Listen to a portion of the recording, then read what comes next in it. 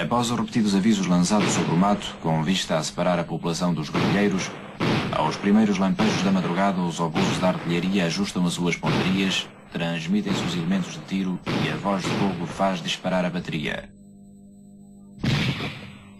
As peças fazem fogo e o planalto incendeia-se. O inimigo dentro, em breve, estará isolado. Vom Hubschrauber aus kann man erkennen, dass die wenigen Straßen, die von der Grenze ins Innere des Landes führen, von den Rebellen vielfach durch Bombsperren unpassierbar gemacht worden sind. In diesem Grenzstreifen sind in den letzten 3 Jahren keine portugiesischen Soldaten mehr gewesen. Hier herrscht Frelimo. Bereits am ersten Tag kommt es zu Gefechten mit dem Gegner, der seine Lage im dichten Dschungel ausgebaut hat.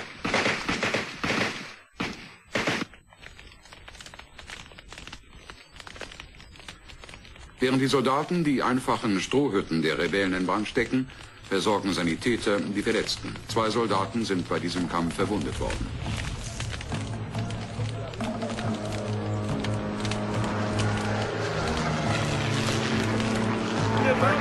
Ein Rebell wurde gefangen genommen. Das ist die Bilanz des ersten Tages.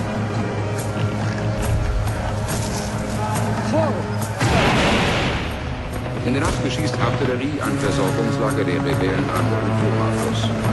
4 Tage später haben Fleischtransporter das Erdbeerversorgungsgebiet.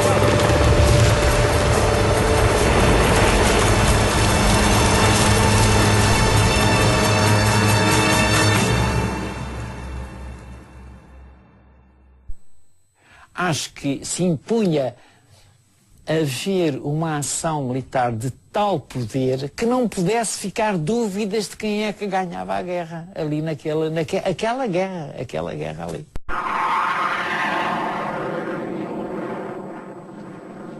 Cousa de Arriaga conseguira efetivos em número jamais reunido para uma só operação, em qualquer das frentes de guerra, e que não viria a acontecer de novo. O momento parecia-lhe o mais propício para o golpe sobre as matas, onde a Frelimo se instalara. Na ação psicológica junto das populações e dos guerrilheiros para que se entregassem ou apresentassem, teve papel importante um avião a que a tropa chamava o Bocas, um Dakota C-47 munido de instalação sonora. Era um avião bimotor grande, levava um amplificador de 1000 watts, com umas corretas acústicas enormes, e que durante a noite ia voar por cima das bases inimigas, que nós sabíamos estavam mais ou menos localizadas, e de noite a gente via as tracejantes a passarem no avião. Uma vez foi atingido e na base de Moçambique aterrou de emergência no aeródromo de manobra, atingido no motor, com uma 12-7. Era feita uma lenga-lenga repetitiva: apresentem-se, entreguem as vossas armas, nada vos acontecerá, estamos prontos a recebê-las, não há qualquer tipo de retaliação. Pronto, e era isto que era feito, era o Bocas, e fazia realmente esse.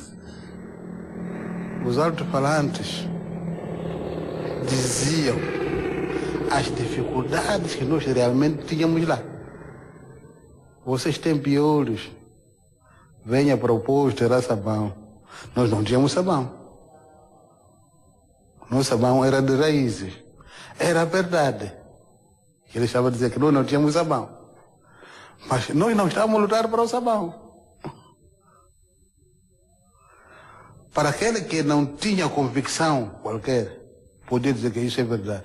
Mas nós tínhamos dito que o que nós queremos é a libertação de Moçambique. Não queremos sabão.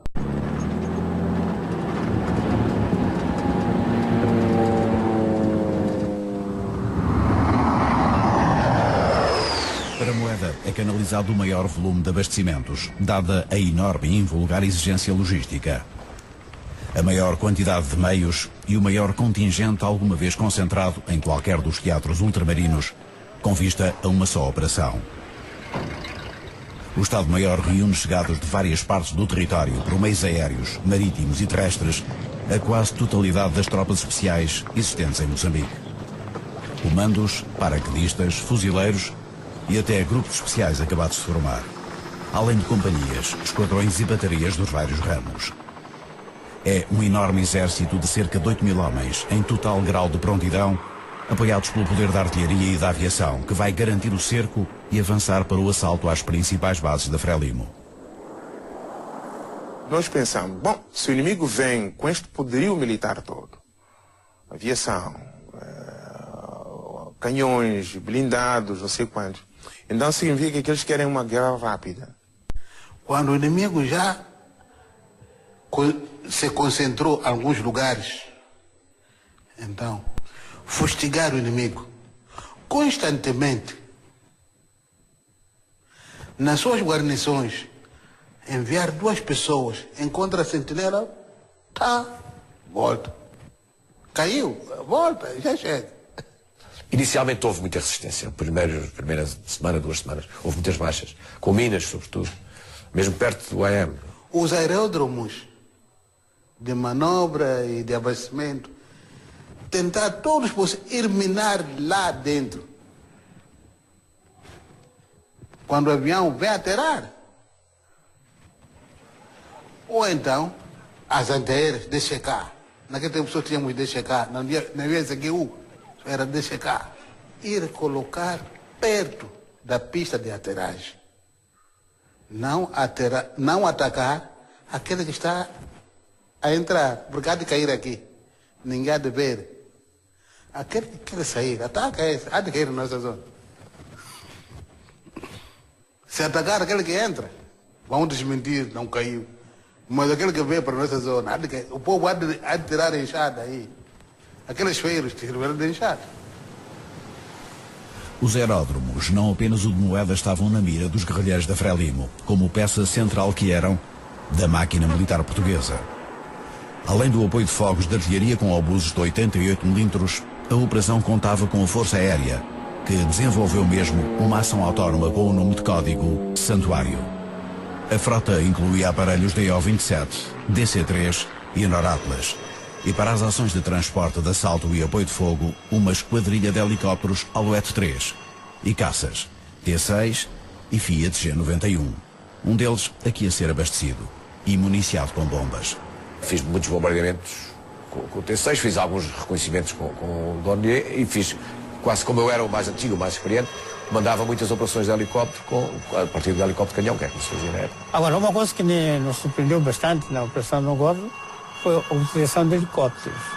Nós estávamos a prever uma grande operação, muitos soldados, carros blindados, etc. Mas nunca tinham pensado em helicóptero.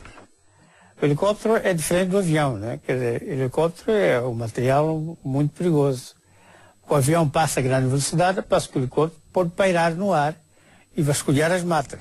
Quando você começa a ter bombardeamentos de manhã à tarde e à noite, quando começa a ter ataques com helicópteros de manhã à tarde e à noite, evidentemente que cria problemas. Houve mortes, houve feridos, houve populações que sofreram, sobretudo ao nível das populações.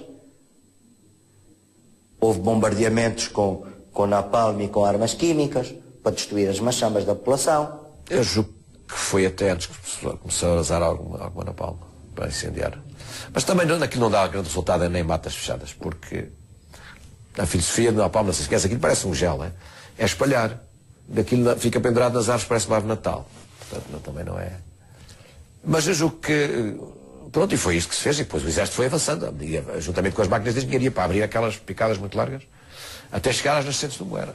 Quando eles avançassem numa determinada direção, primeiro bombardeavam a área, vinham os helicópteros com forças aéreas transportadas, e era fácil nós vermos que eles estão a ir nessa direção. As populações deixavam as zonas onde viviam, tal como os guerrilheiros abandonaram as suas bases, criando um vazio para as forças portuguesas. Uma vez que o número de palhotas destruídas pela tropa foi calculado em cerca de 10 mil, os habitantes da zona teriam que ser bastante mais do que os 20 mil inicialmente calculados pelo comando português. Deste modo, os 104 prisioneiros referidos no relatório da operação representam um resultado pouco significativo. Entre as populações, os bombardeamentos fizeram muitas baixas, segundo conclusões do relatório da operação, a partir dos interrogatórios a prisioneiros. Do lado da Frelimo, 104 mortos e 20 feridos confirmados. Do lado português, o relatório registra 43 mortos e 102 feridos.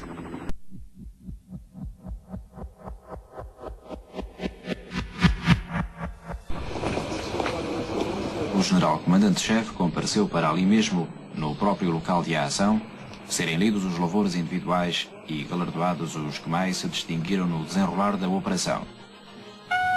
Levei pessoas de Alcaúza, era eu que ia apertar o helicóptero. Fomos à base de Moçambique, aterrar lá. Estava completamente vazia, não encontramos ninguém, nem material, nem nada. Pouca coisa.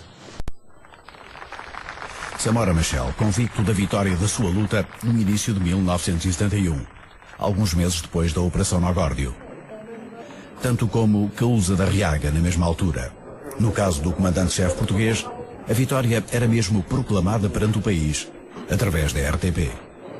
O general Caúza da Riaga fez uma exposição, uma prancheta e não sei quantos, enfim. A impressão que me ficou é que no dia seguinte a guerra estava ganha. Percebo? E eu, que vinha lá de baixo, senti-me indignada. E eu digo a razão porquê. Porque o meu amigo que estaria ao lado, que parou o whisky que estava a beber para ir ouvir como é que está a guerra, quer dizer, voltou a dizer, então ganhamos amanhã, pá, traz-me mais um whisky. A guerra não estava ganha. Iria até agravar-se para o lado português.